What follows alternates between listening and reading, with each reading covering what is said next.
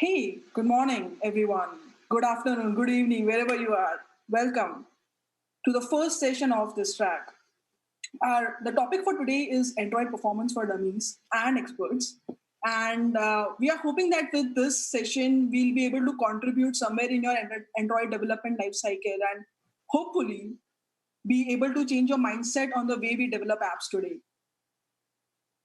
So, just for fun, we like to introduce each other. I'll be introducing my co-speaker for today, Darshan Pania. Darshan is an Android lead at CleverTap. He has been a Java and Android developer for past 8 years, and his aim is to make a dent in the app universe. He has made CleverTap Android SDK, which is currently being used by 8,000 apps worldwide. He is very active on Twitter, and his Twitter handle is at the rate I am Pania. So please make sure to follow him. Thanks for the intro, Bhavita. Bhavita is an Android developer herself, but she's turned into a staff engineer at CleverTap right now, doing full stack development. She's been a core member of the world's first regional and India's second largest mobile OS called the Indus OS. She built the first Indic keyboard as a part of Google Summer, and she's a strong advocate for Digital India initiative, and her contributions to the India stack are being utilized across verticals by millions of users every day. Find her on Twitter. Her handle is at the rate Bhavita8. Uh, so, uh, a short intro about what CleverTap does, and the company we work for. So, what does CleverTap do? CleverTap combines real-time customer insights and advanced segmentation engine and powerful engagement tools into one intelligent marketing platform. At CleverTap, we process over 10 billion data points and send over 2 billion communications every day, and we can deliver over 20 million push notifications in under a minute. CleverTap helps you build a valuable long-term relationship with your customers by giving you access to real-time behavioral analytics, so you know who they are, and a platform which you can engage users on the right channels at the right time and with a message that resonates. If we've piqued your interest, visit us on www.clevertap.com. Moving on to our session on Android performance, we'd like to ask a few questions, even though you won't be able to answer them. Just introspect on them probably. So, uh, how many times have you measured your startup time to improve your app, Bhavita? Never, I guess. App performance has never been a priority for product managers, and we are always running on time. We are always running behind time for developing features. So, something like this.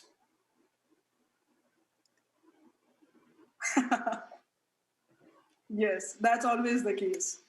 So, Darshan, let me ask you one now. Do you ever check out the size and contents of your third-party libraries before ever including them in your project? Not really, because using the feature has always been the top priority, and the deadlines are very strict. So, this is always the case, right? Yeah.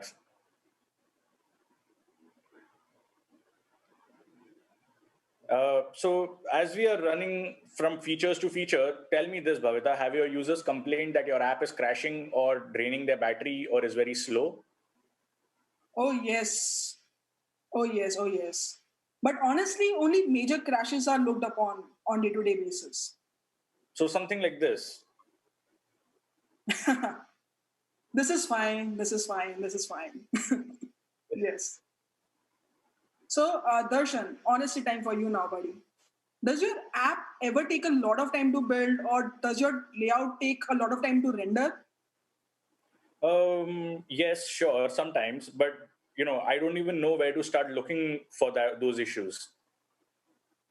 So you say that you are waiting for ages to get this thing built?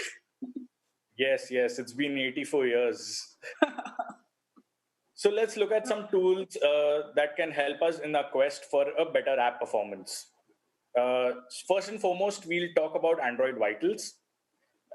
Android Vitals is like a suite provided as a part of the Google Play Store, which gives us a basic overview of the app's overall performance.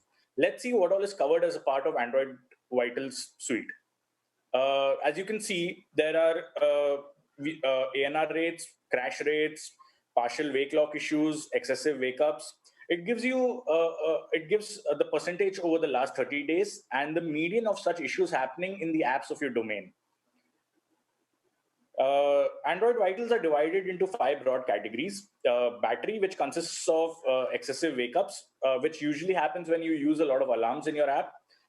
Stuck partial wake locks, where you acquire wake locks for some work and then you don't release them. Excessive Wi-Fi scans in the background or excessive network use in the background, which is self-explanatory. Stability consists of ANR rates, crash rates, multiple ANR or multiple crash rates, which we will discuss ahead. Uh, App startup time, which consists of slow cold start. Slow cold start means that your app is starting from scratch or from a kill state. Hot start, which means your app is starting from the background state. And warm start, which is similar to the hot start, where basically your app comes back from the background state, but let's say it redraws your entire activity altogether. So all those are overheads, and it's called a warm startup. Then it also shows you rendering issues of slow or frozen frames, uh, and permission issues in the end. So the best part about Android Vitals is that it gives you granular stats on each of these issues, like the artifact, the version, the device info. So you can basically test those on those issues or on those devices specifically and improve your app. Going ahead, we'll go in depth a little on crashes and ANRs. So first, crashes are pretty straightforward. I actually love to solve crashes because they're pretty straightforward. A runtime exception usually causes an issue. Here is an example of a stack trace of a null pointer exception. It will tell you the line number. It will tell you where it is, and you can just go and fix it. Uh, other uh, other uh, types of crashes are the array index out of bounds, class not found. All those are pretty easy to solve because you know where the crash is happening. uh, Moving on to ANRs.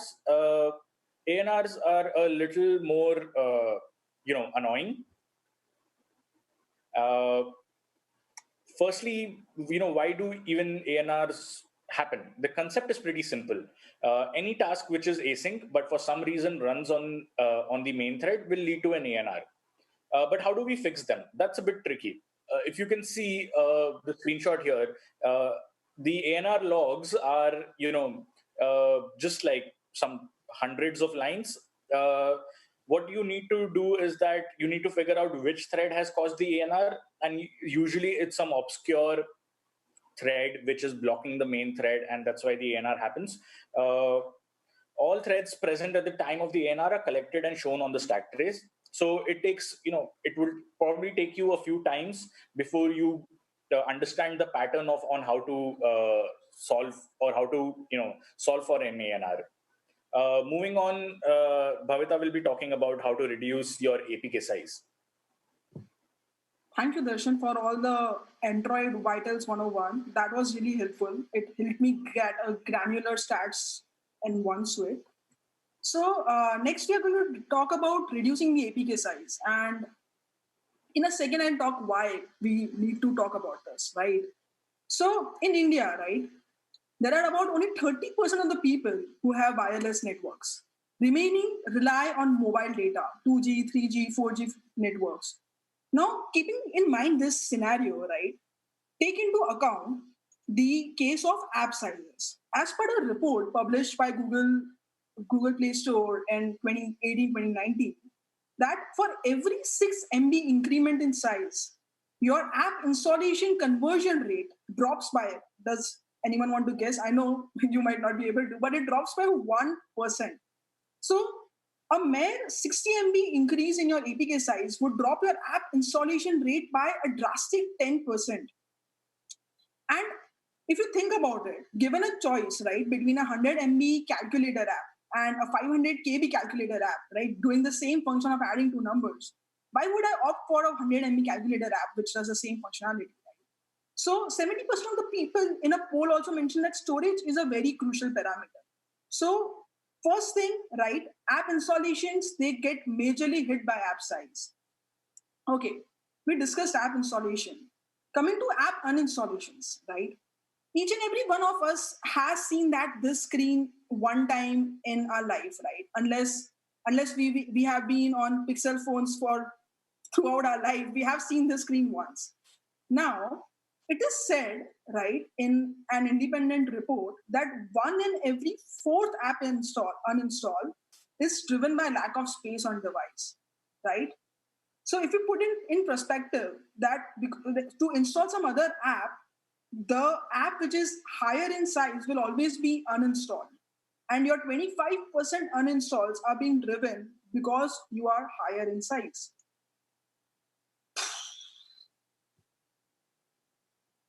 And this is why we'll talk about APK size reduction. Are you with me as of now? Hit a thumbs up in the Slido app or any tool which you are. So we know that we are following why this is a very important topic to discuss on. Cool. So there are three rules for APK size which I always follow. One is shrink, optimize, and obfuscate. And the good thing is all three of these are achieved by these three lines of code. But don't take my word for it. Let's walk through and break this down and understand them, what these do, right? So minify enabled, shrink resources, and pro guards. Three lines of code. And we'll achieve all these 3 points. Let's walk through them. So minify enabled, right? So what this does is, first it shrinks your code. Now, what I mean by code shrinking is that it removes all the unused classes and methods and of your application as well as the dependent libraries, right? Make sense? So each and every one of us would have seen this famous 64K method, this dex error, right? Once in our lifetime. And in the initial days, addition of one library would reach this error. Now, a lot of times we might not even be using the library, right? We may just be using it, one reference of it, or we must just have added it, say an OK HTTP, so that we thought maybe we'll extend the library to networking, but we never end up doing that. But this loads up your APK size. So what this one line of command does, minify enable, is it removes all such references which are unused, reducing your code size. Now, fun fact, right? So this entire magic is done by R8 compilation, and R8 is done by default. So as of now, you might always be using it without ever really knowing about it. Second is optimize. So we talked about unused classes, right? Unused classes, check. But what about optimizations, right? A lot of times in our code is a big bulk of dead code which may have been written for backward compatibility and it is never hit, or if some condition which is unreachable, or it always resorts to false or true, or some unused arguments in classes and methods, right? Or say inlining. Say if your method is only used once, right? We may optimize it by making that method inline in that code implementation, right? So R8, that one line of minify enable takes care of all of these three things for us. So dead code, unused arguments, and inlining. And let's talk about obfuscation. So whenever I hear this word obfuscation, right, I hear the word meep, meep, meep, like that robot voice is there in my head. Now, obfuscation, what it means is that to confuse or to speak a foreign language or to make it unclear, right? Now, what obfuscation in Android means is it means that shortening your app names, right, and squashing the packages. So if you see an example here, right, so this Android X activity component activities, this anonymous object is replaced by the letter A. So which ends up reducing the entire string of these packages and the class name to just a letter A and helping you reduce your deck sizes. Now, what it also does is makes decompiling hard, right? Because it's not human readable without a mapping file. So it solves two purposes for us. It helps us reduce our APK size, and it also helps decompiling hard. Okay, we have improved our code, but what is the major problem which we always face in APK sizes? Resources, right? So let's start today itself, right? Make it a point that if there is one thing you take it from the session, is you start using Android lint. Enable your Android lint. Android lint will give you these errors, right? That there is this resource which is not used. And so you can always know that, like, this is something which I can remove right away. But now there would always be this one person, I'm sure, in the Q&A section who will ask me, Bhavita, do you expect me to go through each and every resource and remove them manually in the APK? I have a very big code base. I have 1,000 resources unused in my code base. Do you expect me to do that manually? Of course not. R8 is there for you. Shrink resources on, unused resources gone. So 3 lines of code, right? Minify enabled, shrink resources, and setting up the ProGuard. And R8 does this for you. It helps you reduce your APK size. There's just a small warning that in the default mode, if you use the Android lint, it will not give you an errors for get identifier in the default mode of shrink resources. But you can always set it to strict mode and get help and to help them remove.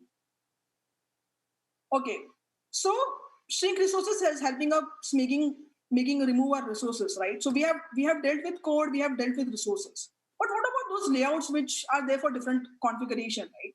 Resources for XX HTTPI will never be used for MDPI, or resources for English may not be pertaining to French, right? So how do we take care of this thing where a user who is categorized to an English will not be using the resources of French, right? So what you can do is you can split your APKs, right? You can define your criteria. It could be architectures, it could be layouts, it could be resource types, and you can split your APKs. Now, pro tip, right? If you use Google Play for distribution, right? The Google Play console for distribution, what you can do is you can just generate an Android app bundle, and with this, it automatically generates and serves optimized APKs. So your work is done. You don't need to do this manually and maintain each and every split APK. We are speed running this now. Okay. So cat's out of the bag, right? You know all the secrets now. But I'm a very generous person, right? So let's get into more hacks and more hacks on how to reduce this APK size. First and foremost, make APK size analyzer your friend. This is your man who will help you find the imposter in this Among Us game, right? So use APK size analyzer to find out what is the culprit in your application. Second is you reuse the resources. Now, I can't emphasize it enough, right? This is probably one of the simplest things we can do. Right? Suppose if there is an arrow drawable, you can just use it to change it into the 4 arrows, right? You can just pivot it and use it for the arrow drawables. Or say if there is an unlike button, right? You are unliking it. Pivot, and thumbs up, right? So you have got the up like button. So this way you can change, you can filter your you can introduce recoloring, you can introduce pivots, you can reuse the same drawable, which reduces your resources size. Okay, so we discussed about resources, we discussed about drawables, we discussed WebPs, vector drawables, right? But if you have to use PNG, this is probably one of my favorite optimizations we do, right? Probably because no one speaks about it. PNGs, if you know, right, they are portable network graphics. They are typically of 3 types. Bear with me now, right? Okay, they are typically of 3 types: true color, grayscale, and indexed. Now, every pixel, right, in that image, it has its own RGB color code and a transparency code, right, which basically helps you know that which is the color which is supposed to be at that pixel. Now, instead of using this, right, if you have an indexed lookup table, right, it helps you save the sizes. So if you have a specific defined set of colors in your image, it will give you the maximum savings. Say, for example, you saw this picture of mine on the title slide, right? Now, this was in the original true color PNG format of 196 kbs. 196 kbs is also a very shrink down, compressed version of it, right? So this was an original true color version.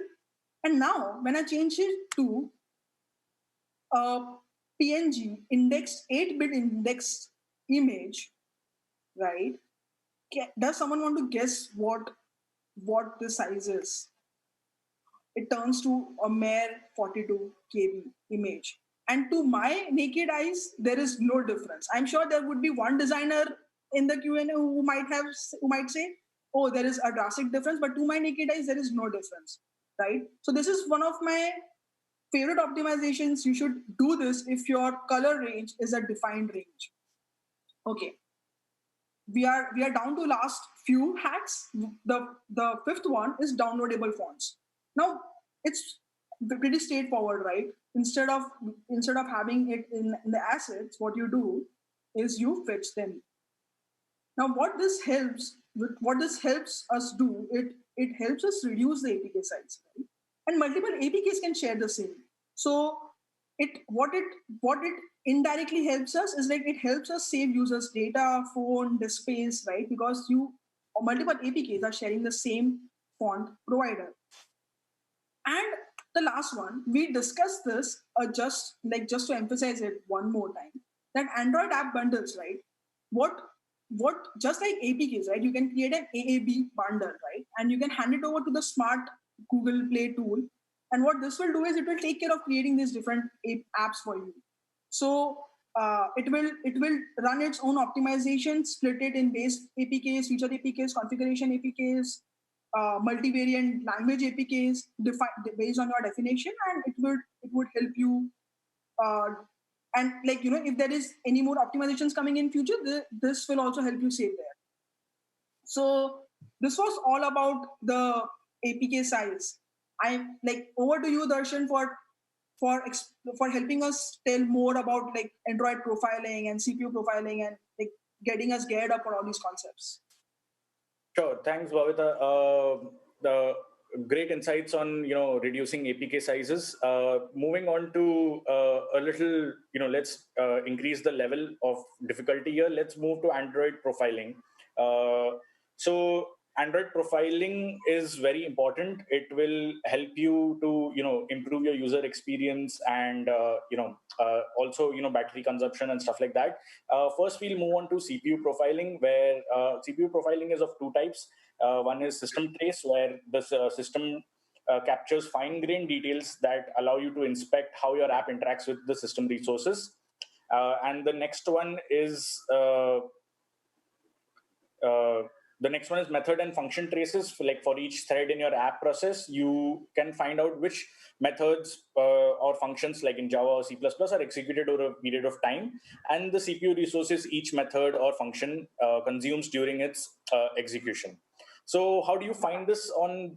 This is provided to you by Android Studio. So you can do a select view, tool windows, and profiler. It will give you all the types of profilers, and you can select the device or the emulator. And once you click on CPU, this is something, it'll start recording the CPU usage. Once you stop recording the CPU usage, this is what you'll see on your screen. So I'll just walk through a little bit. The CPU usage on the top in the light blue is the amount of CPU your usage is, like how much your app is using. The interaction part, where you see the red dots, are where you interact with your app. The threads are the list of threads which are being monitored at that point of time, which you can see in a better view on the right side, where it shows you a top-down, a flame chart, and a bottom-up analysis of your CPU profiling. So let's talk about different types of CPU profiling first. So let's start one by one. Sample Java methods. So sample Java method captures your app's call stack at frequent intervals during your app's Java-based code execution. Only sample data is collected in this case, and for fine tracing, you need to use the trace Java methods. Trace Java instruments your app at runtime to record timestamp at the beginning and at the end of each method call. Timestamps are collected and compared to generate method tracing data, and which includes CPU usage and information. The overhead in this case is that since it's it's an instrumentation sort of a thing, so a lot of data is collected by the profiler, and the profiler size can be overshot. And once it's overshot, the profiler stops collecting data. So basically, you will not be able to collect more than a few seconds of your app app's usage at one point of time, depending on how much memory you have. Moving ahead, sample C and C++ is the same as sample Java methods. You can capture sample traces of your native threads in case you have in case your app uh, uses native coding like games or something. This you can only do in Android Oreo and above. And the last thing is trace system calls, where which captures fine-grained details that allow you to inspect how your app interacts with with your system resources. Again, the overhead is high whenever you do a trace profiling, because each and every method is calculated, and that increases a lot of memory and storage. Next, we'll talk about the three types of profiling analysis which you get. One is top down, second is flame chart, and the third is bottoms up. We will talk about the two most important ones in the next slide. Um, First is top down. So on the right hand side over here of the previous screen, you see the top down analysis over here. So what this does is that the top down tab displays a list of calls in which expanding a method, let's say over here the main method is expanded, it shows all the methods which are called. And now let's compare it to the next one, which is the bottoms up method. The bottoms up tab displays a list of calls which on when expanding a method or a method node displays who is calling these methods. So the bottoms up tab is useful for sorting methods or functions by those that consume the most CPU or the least CPU time. So you can directly find out which method is the one which is causing performance issues in your app. You can inspect each node to determine which callers spend the most CPU time invoking these methods or functions. So that will help you pinpointing where the issue is. The third one is the flame chart, but a flame chart is just a pictorial representation. So it's more or less top down and bottom up will help you help you pinpoint to the issue in hand. The cool stuff is the CPU cores panel. So when you're doing a system trace of CPU profiling, Android Studio gives you the CPU cores which your device or your emulator is using. And once you hover over any of these CPU cores, it will tell you which thread is being used by which CPU core. So again, this is too deep dive, too complex, because most of the times you will not need all this. But it's a good thing to know, and a good thing to explore by yourself. I'll be handing over this to Bhavita now for GPU rendering. Wow. Okay. So that was a lot of discussion about CPU and a lot of confused about CPU and GPU. So let's talk. I often get confused about them. So let's discuss a little bit about them. But first, why? Why should we talk about GPU, right? So two in every five people, right, they'll kill your app within 5 seconds, right, if it doesn't start, right? So can you relate to this, right? Can you relate to being bombarded with such reviews of super slow, lag, need improvements, and get stuck on start screens, right? If yes, let's see the best practices.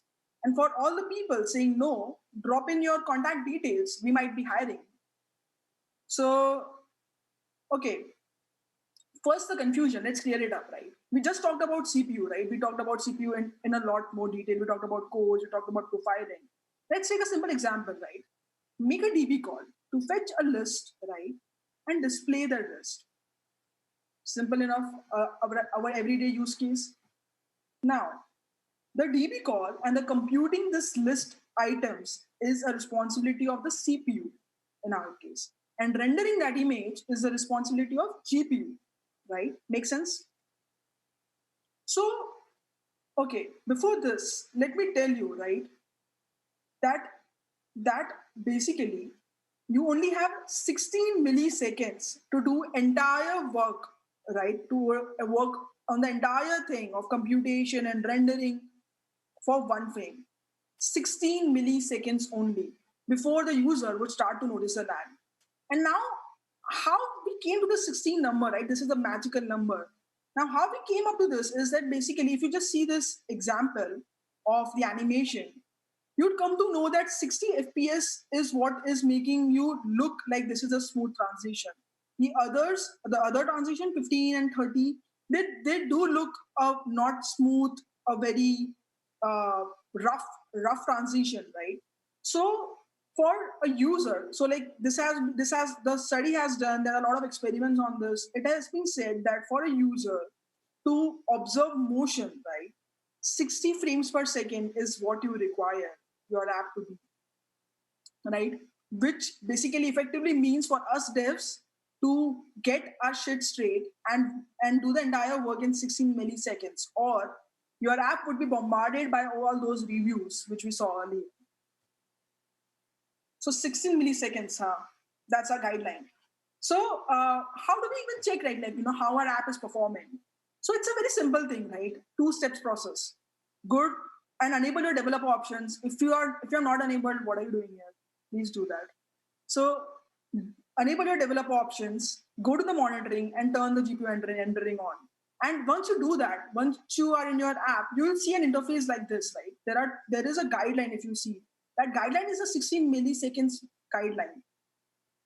And so if you see in this case, right, a lot of frames are under the guideline, but there is a burst in few in the initial transitions, right?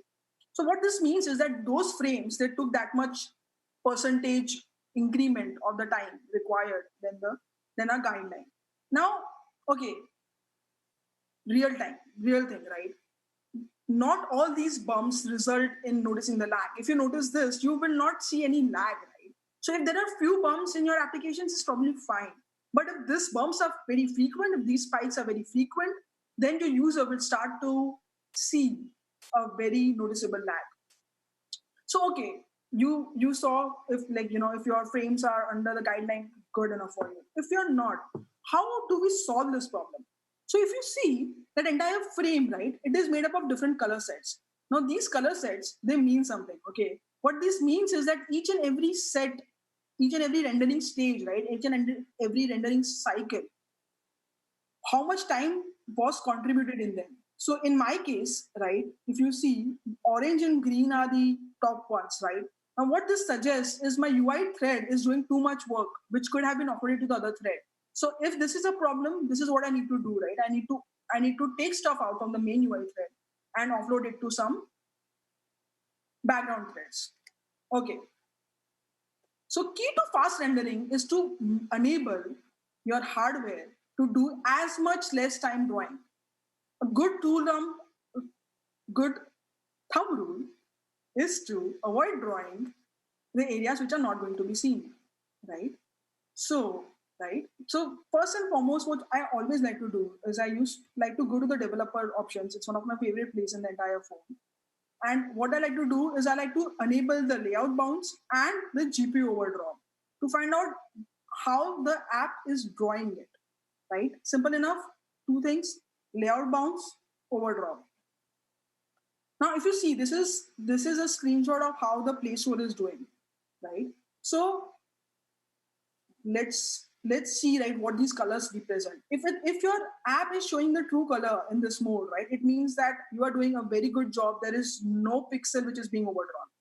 If there is blue, it is being drawn one time, green two times, red is the worst, four or more times. So if you see this, right, there's a grid layout, right, of of the apps, and then there is a navigation bar which is coming over it, which is making the pixel draw multiple times. Similarly, there is the search option, there are these icon options. Now, a lot of times people come and say that, okay, my a lot of places, like how do we solve this navigation draw, right? It is being overdrawn. Is it bad? A lot of times it's not, right? There are some things which cannot be avoided. You have to draw the layer behind so that the user can get the experience that there is a stack behind. But a lot of places it is avoidable, right? Say there is a background behind or there is a card stacked behind, right? So Nowadays, this is not much of a problem because even the lower spec devices, they are pushing towards a better processing unit. But as a part of best practice, it's a good rule of thumb to avoid complex layouts, flatten the view hierarchy, and avoid any unused backgrounds. Right? Make layout inspector your friend, and always make sure to validate your views. Okay, speed running now. So there is this Android GPU inspector tool which came out in developer preview mode beta last month. I strongly recommend it if you are a gaming app. It is very similar to Systrace, and it gives you a timeline of your how your system is performing, the high frequency GPUs, hardware counters, etc. Okay, benchmarking. Now, how do we know that droidCon is one of the largest Android conferences, right? It has to be benchmarked across some matrix, right? It could be the number of attendees, the experience of the speakers here, quality and content, right? So we measure it across some matrix. Why don't we measure our code, right? Benchmark is a very important concept and probably one of the last concepts I discussed today. And all the tools which we discussed here, right? We are increasing the level now. This is one of the advanced sections. All the tools we discussed here, they were after something which has already happened, right? Your APK is big, your app is slow. But ever heard of prevention is better than cure? Right? So benchmarking is important to identify the best approach you should take so that your app doesn't reach in that stage like where we have to use those tools. Right? So it's basically a mindset change which we need to take, which we need to change. So before I move ahead, promise this guy that you will not pick any approach or release without benchmarking the approaches and the directions, right? So in general, right, how do we measure our code? Suppose if there is some work to be done, you do the work, right? How do we measure it? Simple thing, we take the timestamp before starting the work. After starting the work, we take the timestamp and we say, okay, this is what was the time taken to do this, right? But is this consistent? No, right? Because we are only doing it once. So, okay, let's say that okay, we are doing it 10 times, right? To get the average of the number of times we are taking to measure this. Is this correct and consistent here? We are no, right? We are missing a lot of things. So why? Benchmarking is hard, first of all. Okay. Why it is hard? Because defining these magic numbers, right?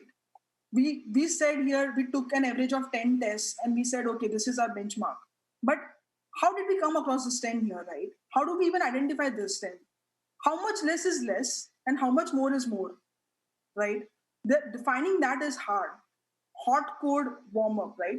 So we talked about code optimizations, right? Inlining the code. So JIT basically does that for you. There is a warm up which happens in the code. So basically, if you benchmark it right away, right, this is not the real performance what your user is seeing, right? Your user already, like, there is a very high chance that he is accessing the hot code, the code which has already been warmed up, right? There are CPU inconsistencies, pretty straightforward, right?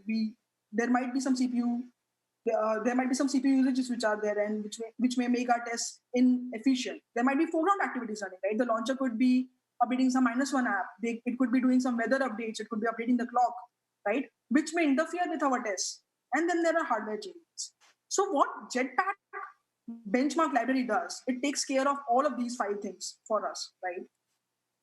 So now that we have understood, right, what all points are the pain points for a benchmarking, and that we have identified that okay, there is this Jetpack benchmark library which is working as a hero for us, right? Let's understand how do we use it very quickly. Same thing, we have to do some work now. Pretty straightforward. You add a benchmark module, right? You set the debuggable to false. You connect a real device. You add this benchmark rule here, right? Define the state, and while the state is running, you do your work. Now, what happened behind the scene is benchmark would take care of identifying the number, the magic number which you wanted. It will measure it till the results are stable.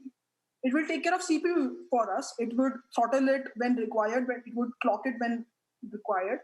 It would take care of foreground activities for us. It would warm up our code and it would measure and tell us those metrics, right?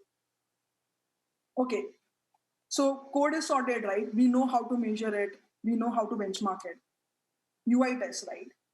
How many times have you heard that constant layout is better than a relative layout, or like your this X layout when compared to the UI layout. So we are about time, so like we'll just quickly wrap this up. So you can also perform UI test with this, right? So just define a benchmark rule for constraint layouts, for relative layout, and measure it. Now we have given you the Swiss Army knife.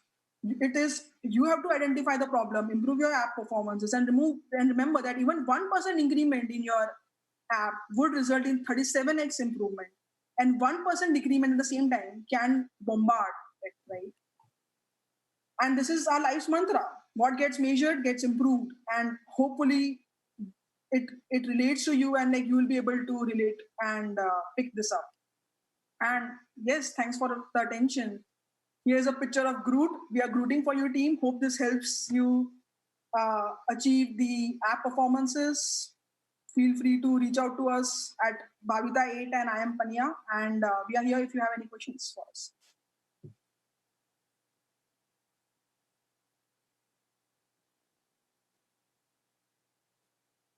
So we have like a couple of questions. The first question is split APKs still necessary when using app bundles? Bhavita, you want to go for this? Sure. So it is not, right? Unless and until you also have a distribution cycle which is not on the Google Play Store, right? So if you are relating to some other app store, it is not Google. If you create your bundle properly, if you are defining your configurations, Google Play tool is taking care of that for us.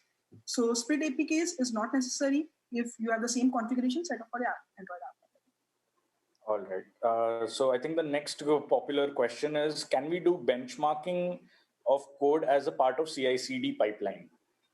So okay. So the honest answer is yes, you can, but it is difficult.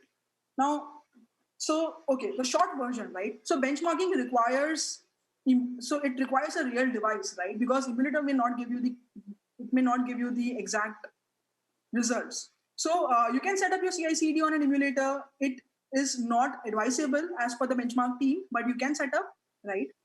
You can set up the CI/CD, trace your regressions and your code based on that.